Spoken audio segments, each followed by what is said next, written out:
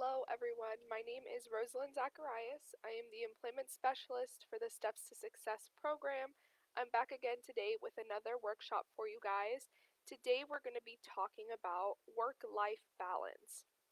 As always, I like to start off by giving you guys our contact information. You can find us at www.lssjax.org. That's our location information. And if you have any questions about our program, we offer completely free services to our clients. You can call us at 904-730-8256.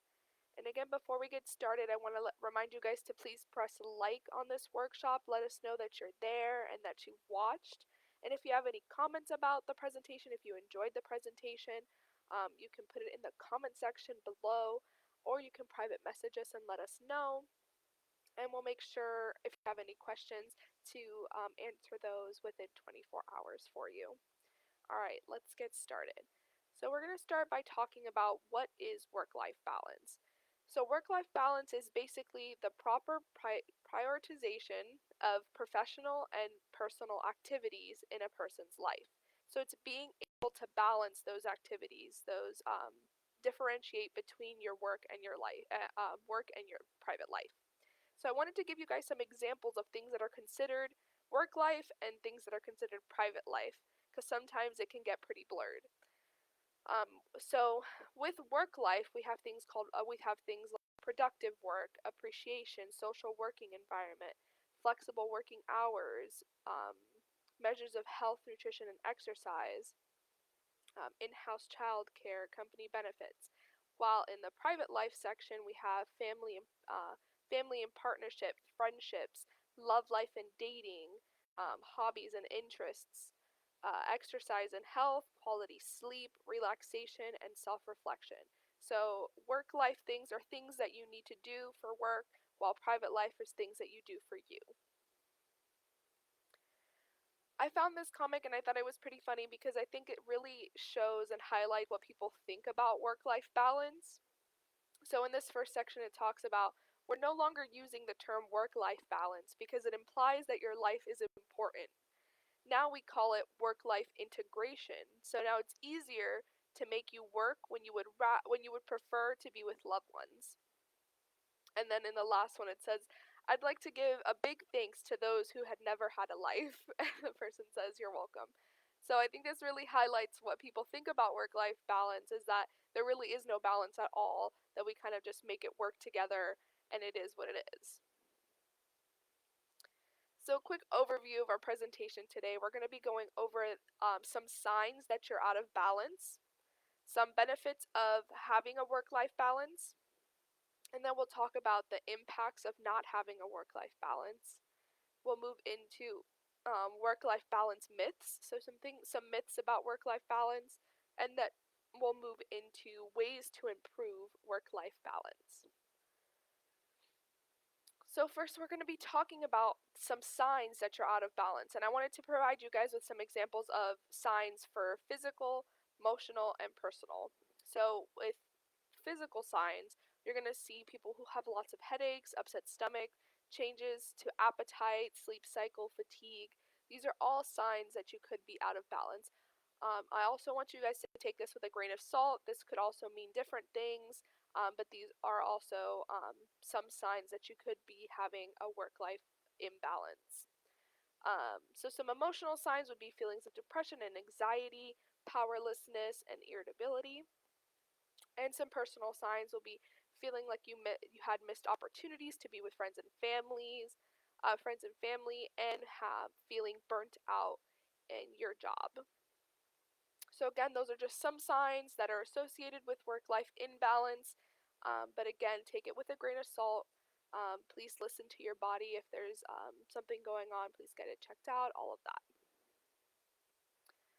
So what are some benefits of having a work-life balance? So some benefits to having a work-life balance are going to be increased productivity. Of course, if you have dedicated time for everything, you're going to feel more productive. So you're going to have that increase in productivity. You're going to have improved on-the-job and off-the-job relationships. So you'll be happier. You'll be able to have those better on the job relationships, and then because that's balanced, you'll have better off job relationships, families, friends, things like that.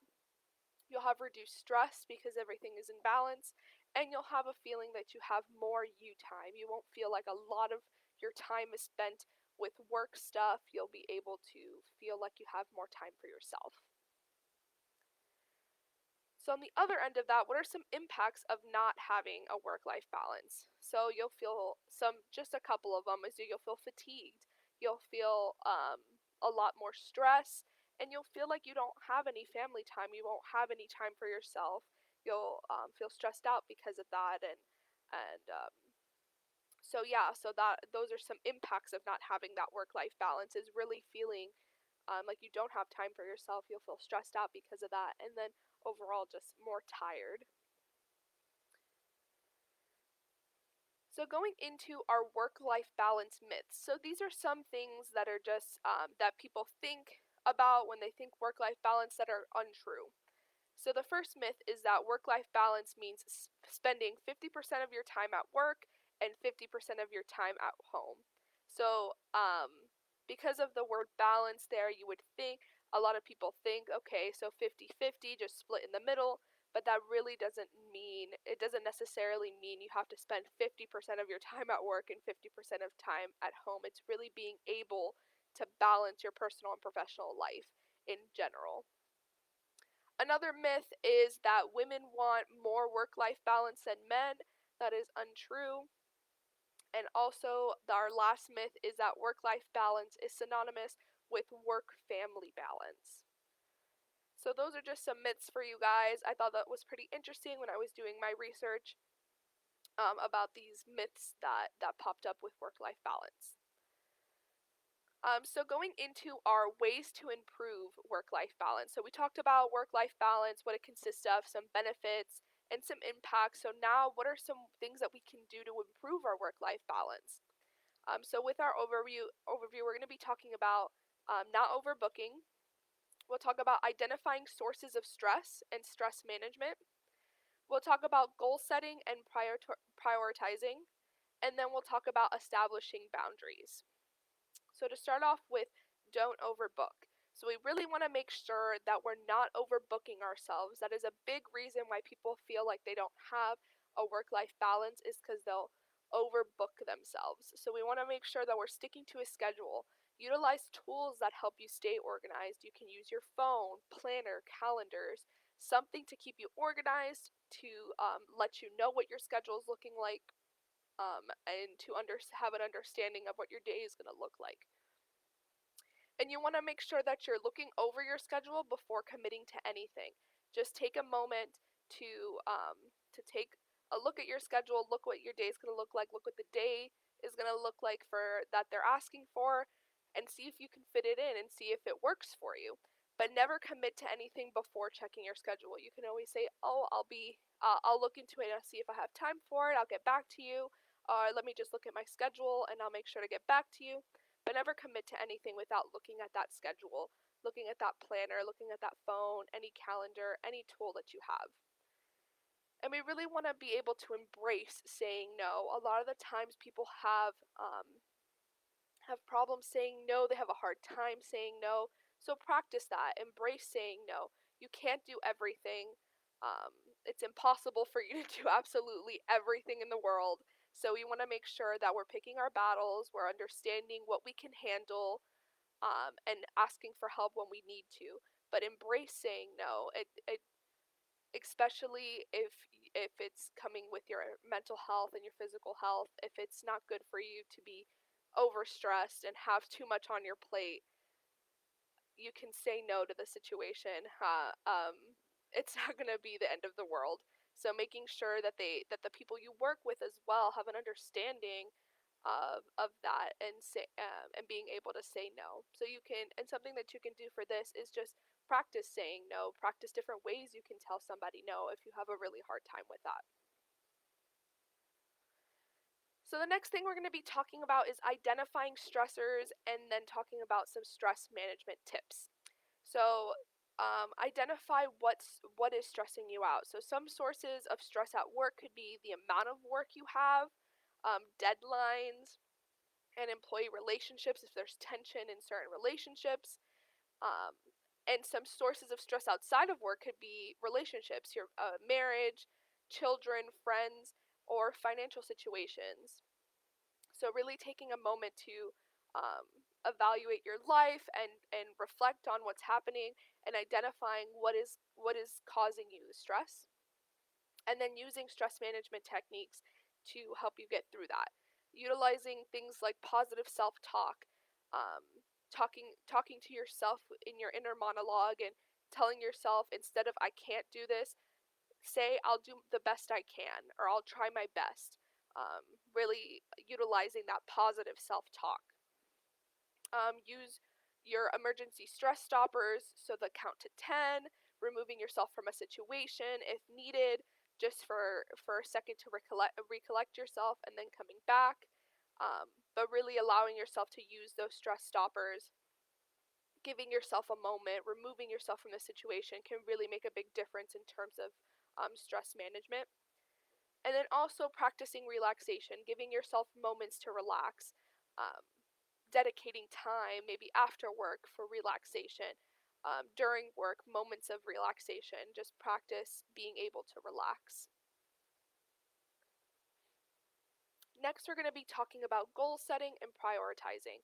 We really want to make sure that we're assigning times to everything that we can, even if it's personal time. Assign that time in your planner, in your calendar, for that time, and then stick to the time that you assign. So if you want to be done with work at 5 o'clock, then you shouldn't be doing anything that has to do with work after 5 o'clock.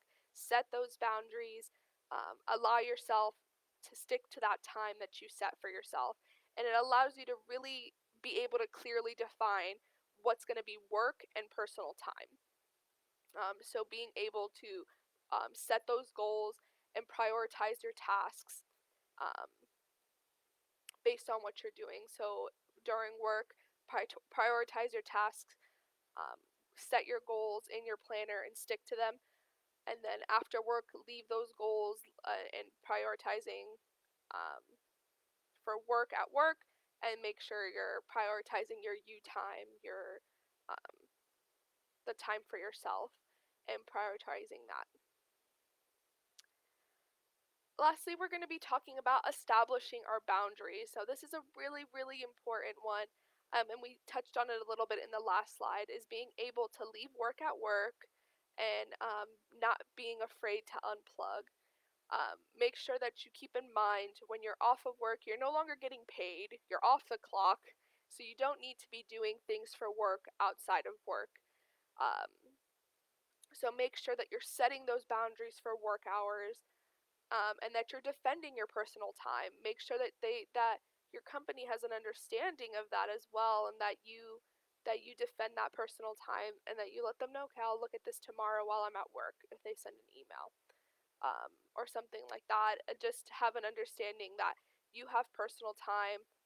Establish those boundaries, that that time is now for you, and you can't always have your mind on work, because it really does cause that imbalance and that stress and all of the things that come with not having a work life balance. So really be able to defend your personal time, and not be afraid to unplug yourself from work once work is over. So I wanted to mention the new and old value system when it comes to work life balance.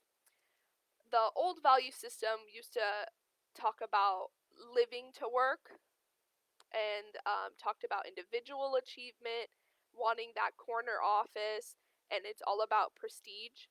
While now, the new value system really talks about working to live, and it's very group oriented, very team oriented, and it's all about being flexible with schedules and social media, and all about giving back versus prestige, being very big on prestige.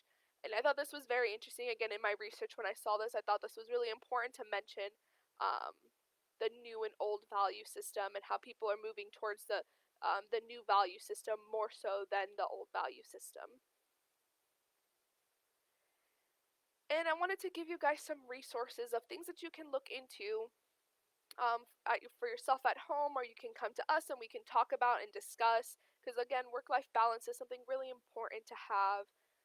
So I wanted to give you guys a quiz here. So there is a quiz to find out if you do have a work-life balance. Maybe you think you have a work-life balance, and then you take this quiz and realize that you don't have it as much.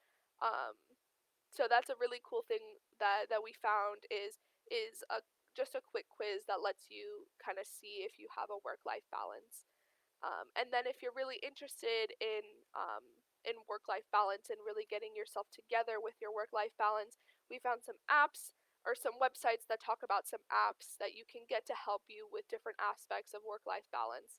So themuse.com has awesome apps based on different parts of work-life balance, and also this mindful.org has some great apps that talks about mindfulness, that might be really great for you in work-life balance and to help you kind of with that and to help you improve overall with your work-life balance.